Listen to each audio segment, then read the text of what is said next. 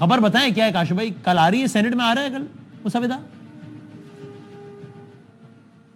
कल मुसवदा टेबल तो हो जाएगा, लेकिन पीपल्स पार्टी का शायद कारसाज का इवेंट्स हैं 18 अक्टूबर को जो होते हैं। वोटिंग तो किसी हाउस में नहीं होगी। जी जी, तो कल 18 तारीख है, तो कल मेरा ख्याल है वोटिंग तो किसी हाउस में नहीं होगी। परसों अभी जब आपसे बात करो ना, ब्रेकिंग चल रही है, कौमी असेंबली इजलास का शेड्यूल तब्दील कल शाम 6 बजे तलब।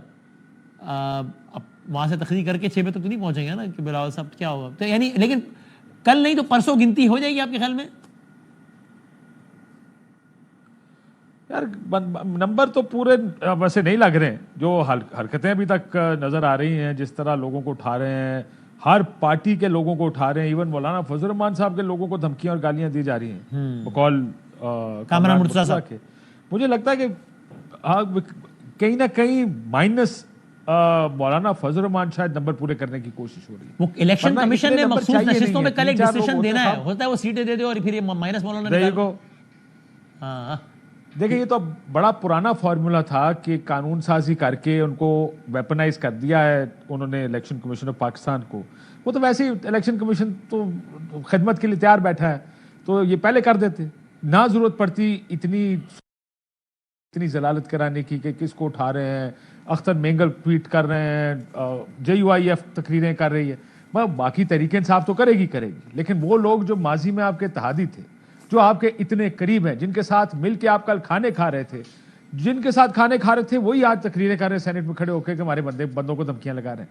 तो जरूरत नहीं थी इसकी। बेहतर वारदात होती अगर आप इलेक्शन कमीशन के जरिए वारदात डाल लेते सारे की।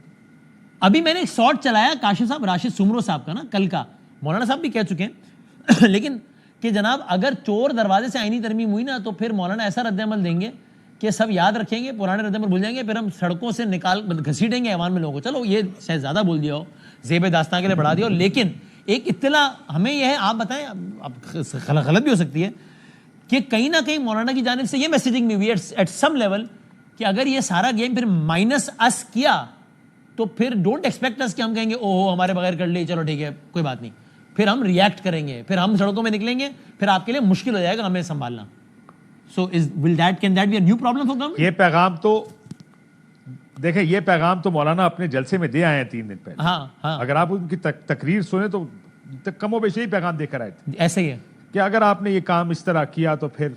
आज राशिद सुमरो साहब इंसिडेंटली मेरे पास थे, उनका ख्याल था कि 70% तय हो गया, 30% मामला फंसा हुआ है। हाँ। और ये जुमला जो अगला उनका होता है कि हमारे बगैर अगर किया। हाँ। तो देखें, एक बात याद रखें, अगर वकील और मौलाना इकट्ठे हो गए और तहरीक इंसाफ उनके साथ लग गई, बड़ा पोटेंट कॉम्बिनेशन है ये कॉम्बिनेशन बड़ा डेडली है।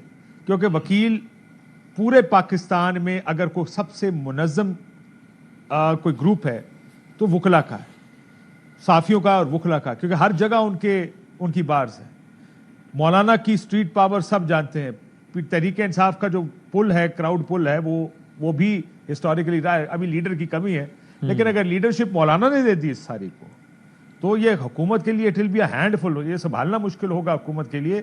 अच्छा खासा शोर पड़ सकता।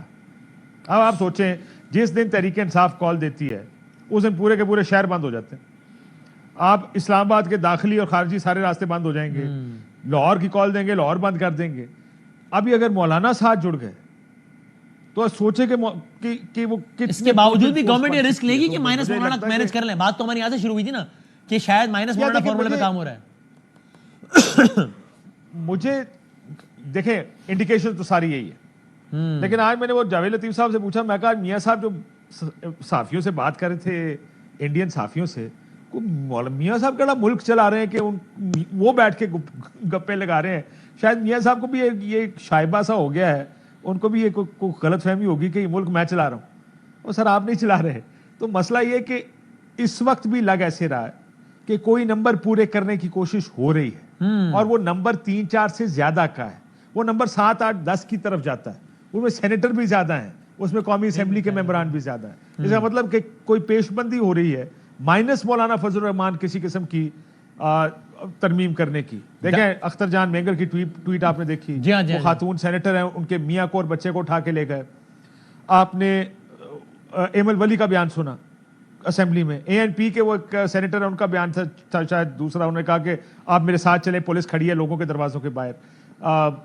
कामरान मुर्तजा साहब यही कह रहे हैं, पीटीआई तो लगी हुई है 2-3 दिन से कि हमारे बंदे उठा के ले गए, किसी के बच्चे उठा के ले गए। हाँ हाँ तो ये नंबर उससे बहुत ज्यादा लग रहा है जितना मौलाना के साथ असेंबली या सेनेट में चाहिए होगा।